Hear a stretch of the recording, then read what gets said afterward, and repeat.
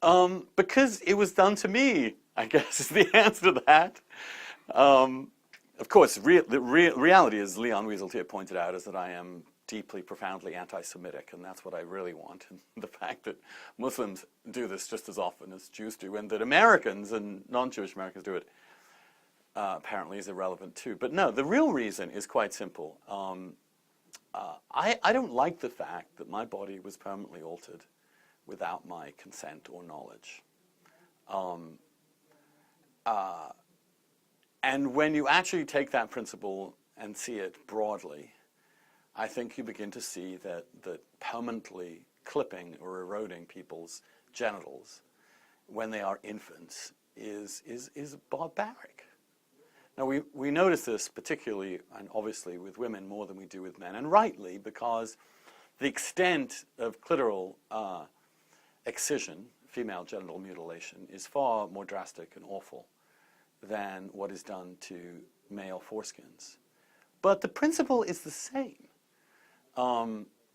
even though the effects are far worse. The principle is you have a right to your bodily integrity, and for it not to be messed with without your consent. And I think that's true of children in what are regarded as non-essential health issues. Now, you can argue, and people will, that circumcision does seem to provide some broad protection, slightly more protection against HIV transmission in adulthood. Although that data is debatable to some extent, and the studies that show it are complicated and difficult. But let's concede that that is the case. Still, that wasn't the case for many years previously. And it certainly isn't the case that men could not decide, if they really wanted to as adults, to reduce their possible vulnerability to HIV, to have their bodies mutilated as adults. And certainly I would have no problem with people deciding to do so as a religious measure as adults. I do have a problem with it as children and as infants when it's unnecessary.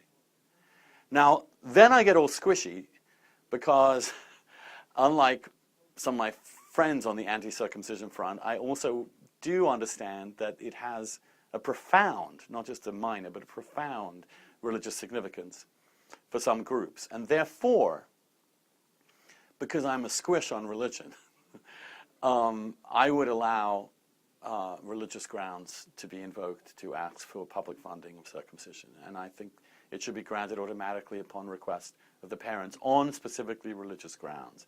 But the general mass circumcision of boys for no reason than that it's always been done, or because you want to look like your dad.